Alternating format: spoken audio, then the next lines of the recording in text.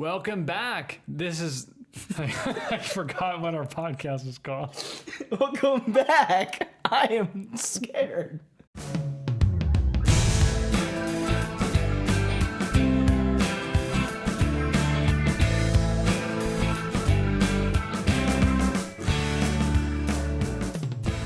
Welcome back, Beerlievers, to the Don't Stop Beerlieving podcast. I'm Chris.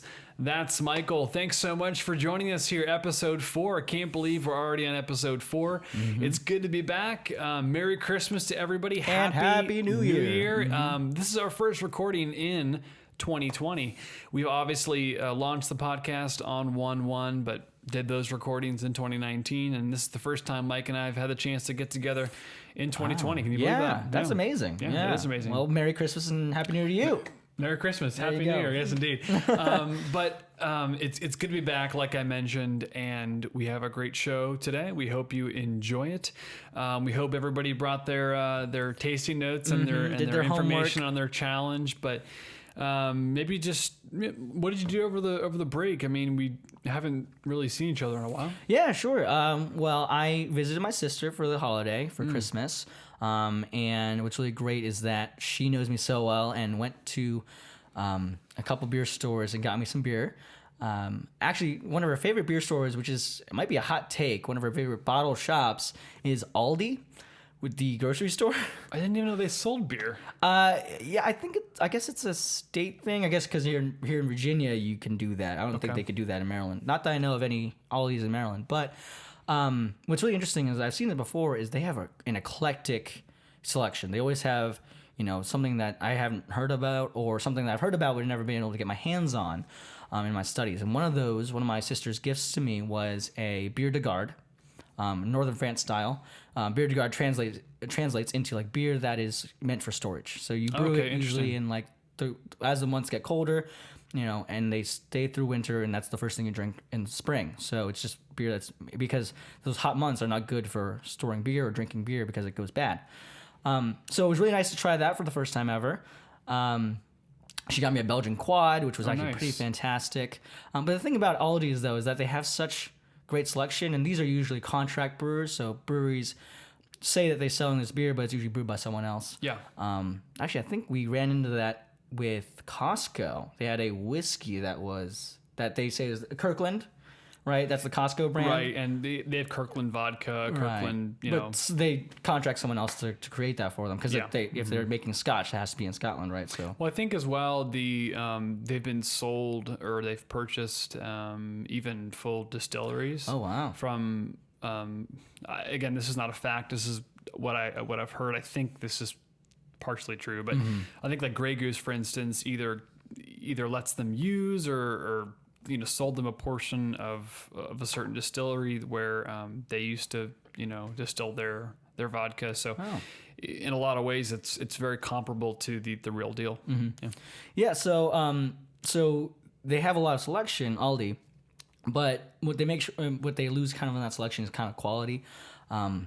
Based on the notes that I had reading about Bière de Garde and what I tasted, I didn't see a whole lot of kind of uniqueness, or maybe I'm not supposed to, but I always thought a beer that's aged, cellared, at 50, 55 degrees over a course of time so that you can have it in the spring should have some specific notes maybe of the wild, like farmhouse that you're cellaring them in, or just like a lighter body because of the aging, but it was a fantastic beer, but I just didn't see maybe the Bière de Garde note come out. But, it was really awesome to receive those gifts. And my brother came up, too, to visit us. And he just moved from Richmond, unfortunately, because I loved visiting him there. Yeah, Richmond's great. We've talked about Richmond before. Yeah.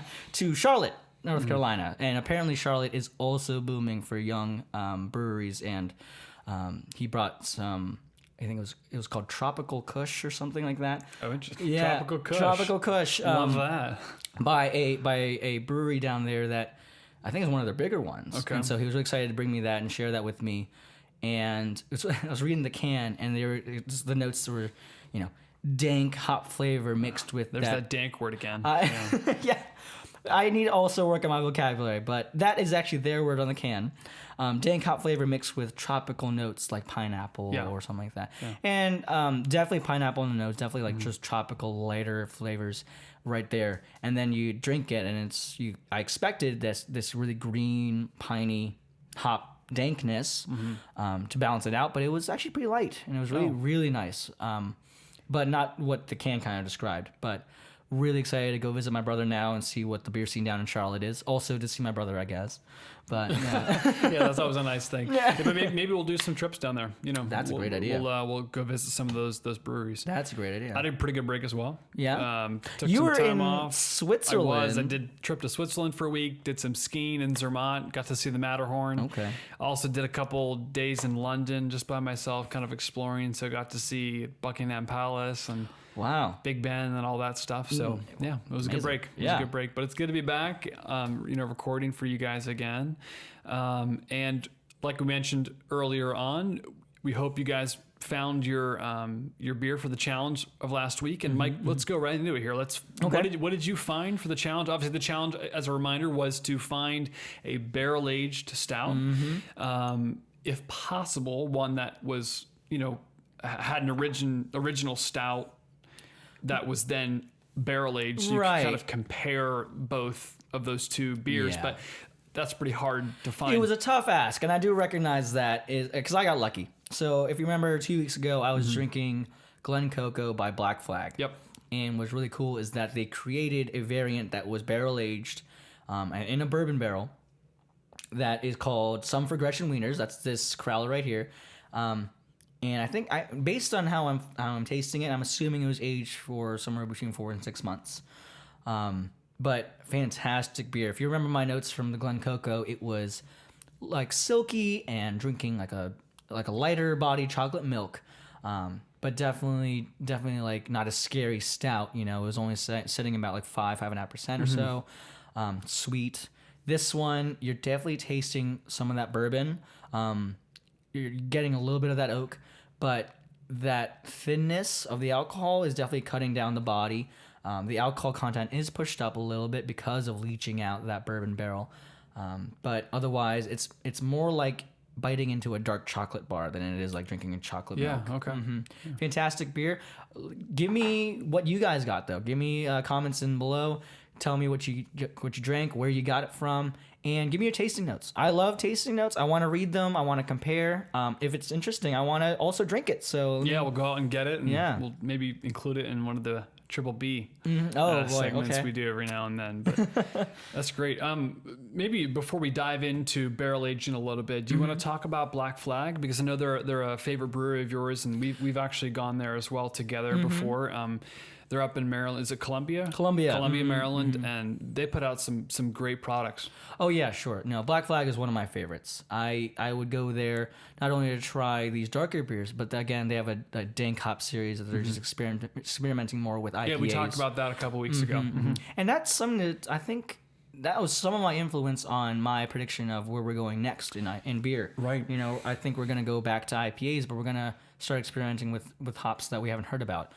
Down the road from Black Flag, I went to Sapwood a couple days ago, and they're playing around with hops I haven't even heard about. But also hops from New Zealand, like I said. I think we're going to start seeing new hop variants, not only here in America, but also outside of the States. It's going to be interesting. That's awesome. So let's dive into barrel aging beers. Yeah. What's the draw for that? Why is it done, and maybe a little bit of history if you have it on how that came about. So in my studies, I came across this tidbit where I think I don't know how true it is because it doesn't seem too true to me. Is that barrel aging as a whole in terms of craft beer doing it came in around the early 90s from Goose Island. Okay. They actually have a very famous beer that now eludes me of the name, but they have a very famous barrel aged beer. I think that kind of brought attention to it, but I think it's originated much earlier. Back in the early days, like early days, talking about BC here, beer was obviously stored in wood or something like that. Originally it was like maybe wine skins or animal skins, but we started moving towards jars and also wood because we realized that the skins were actually imparting harsh flavors. But so I think it didn't originate back in the 90s. That seems a little too new. Right. But it's kind of a new phenomenon in what craft beer is doing. You know? Yeah. So what's really cool about barrel aging beer or just aging beer in general is that you start off with maybe a beer that's, a little harsh or a little bitter or something like that, and then as the aging process comes, you'll not in wood, you'll impart flavors of sherry or just like lowering that bite. And then once you add like a barrel age or a bourbon barrel age, you'll start imparting not only the bourbon flavors, but things like vanilla or coconut. Very fun to play around with those flavors. So I think that's where we're going to be going, not only in darker beer, but I think we're going to be starting playing with even, IPA barrel aging. Yeah, and that's something that we've talked a little bit about this before, but it seems like barrel aging maybe is not always conducive to every beer style. I think that there are certain characteristics, at least from my perception, of beers that would be very suitable for a barrel-aged, span of time. And I think a stout obviously is probably the go-to beer you think of, right? It's maybe going to have a bit, it's like that bite you mentioned. It's a bit darker, the caramelization, those kind of flavors, those rich, notes that will come out through that, sweetness, things of that nature.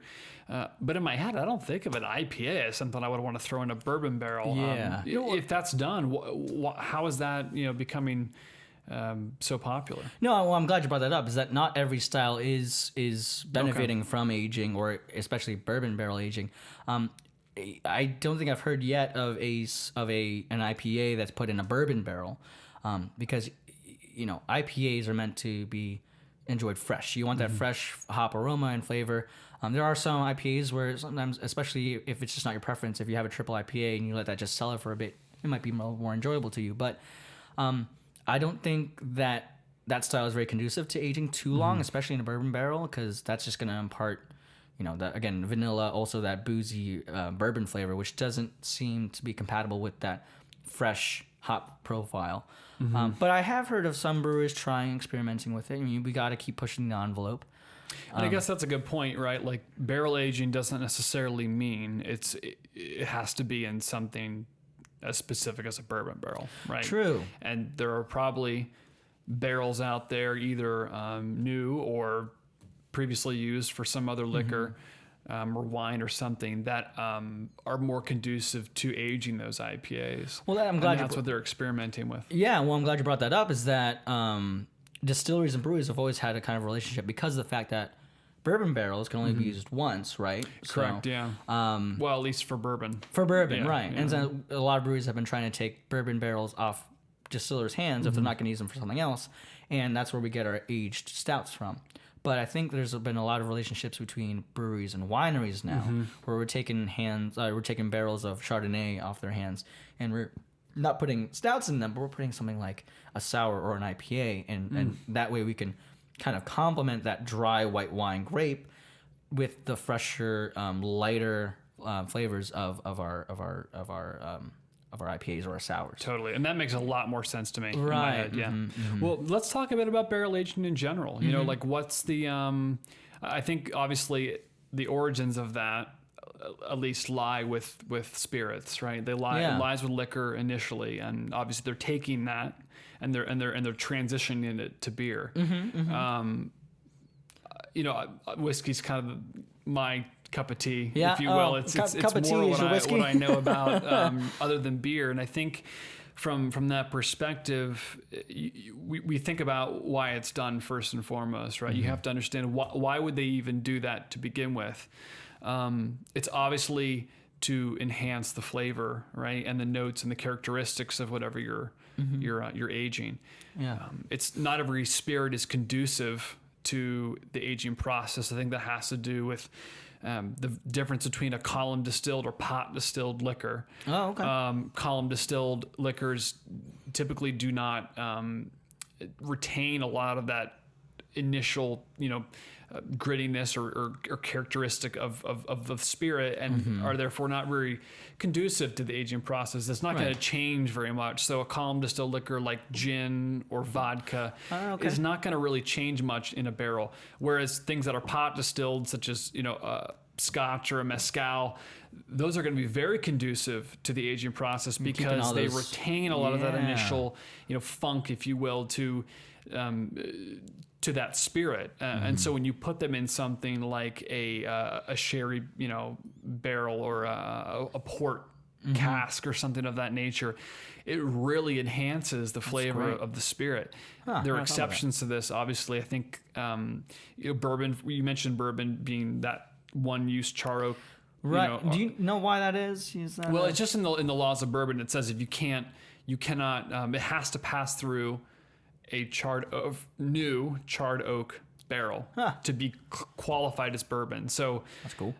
It is pretty cool. Now people get around that, right? You could technically, I guess, age it in something else for a while and then pass it through a charred oak barrel and it becomes bourbon.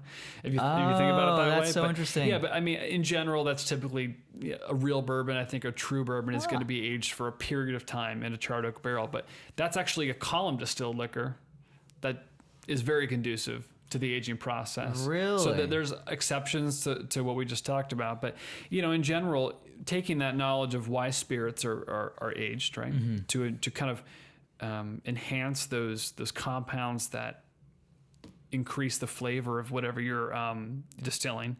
And then from there, having those we just had a light go off.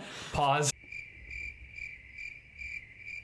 Our lights are back on, so now we can continue the podcast. But we were talking about the aging process of liquor and how that translates to aging beer. So with that knowledge we just talked about, it makes perfect sense why people would experiment with beer. Oh, yeah, sure. With aging beer, in those kind of barrels. Yeah, I mean, so playing around with the different ingredients, like I said, and I think our pilot episode, you're always trying to figure out new things.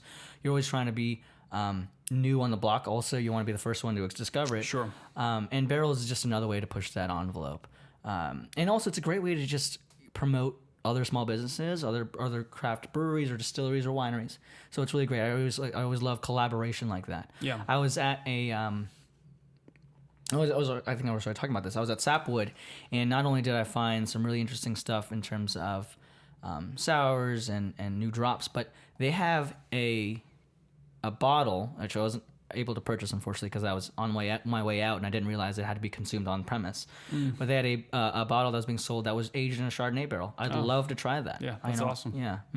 A lot of cool stuff in the works in regard to barrel aging, and I think we'll probably dive into this in more detail in the future. Definitely, there's a whole lot here. More about kind of the beer side of that aging process, and maybe bring in a few options that we can find in regard to beers that have been barrel aged in one form or another. But Mike, with that being said, maybe let's go into the challenge for this next week and talk about what you want people to bring to the table for next week. Yeah, no, well, on the topic of barrels, and I think it's because of the challenge I gave you guys last week.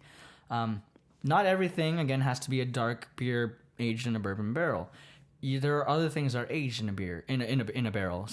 Like those sours that are aged in the Chardonnay barrel or something, like just something that comes in the style, like the Bière de Garde, that's aged because it's usually aged throughout the colder months and then drink as you get into the spring or summer. Try and find something like that. Try and find something that's aged in a barrel. See, and give me your tasting notes. Get that pen and paper. Work on that vocabulary, beer vocabulary. I want to see if you can taste, maybe the wood itself, oak. Maybe you're tasting the last thing that was in that barrel before. Not all the time is the barrel just used to hold alcohol or spirits. It's also sometimes used to hold grains, and sometimes that has a little bit of an imparted flavor. Also, see if you find something else that's just awakened. Like in just to have, for example, the stout, right? Aged in a bourbon barrel, you sometimes get the flavor of coconut and vanilla. It's not like those are put into the barrel. That's just something that's awakened in the aging process. Right. Try and find something that's like a unique flavor that's awakened in the aging process in the barrel. Whether it be a stout, whether or not be a sour or an IPA aged.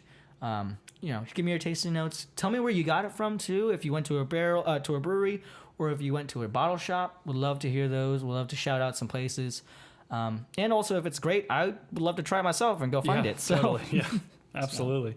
We want to try everything that you guys find, especially if it's good. So like Mike said, please, comment below with what you guys found this week. Obviously, comment on this video with your barrel aged selection, and then go out and take this challenge by the horns and find that next barrel aged something. Barrel aged something. Yeah. So with that being said, thanks to everyone for tuning into the episode. We appreciate all the feedback we've gotten so far. Quick shout out, I think, to Jack, who emailed us with a very, very kind email and gave us some awesome suggestions for different segments we can try on the podcast, as well as some beer suggestions where he lives in Dayton. So Jack, hopefully we can come out and visit you sometime soon, and perhaps even do a little brewery tour out there with you. I would love that. Yeah, you can please give us a review on Apple Podcasts.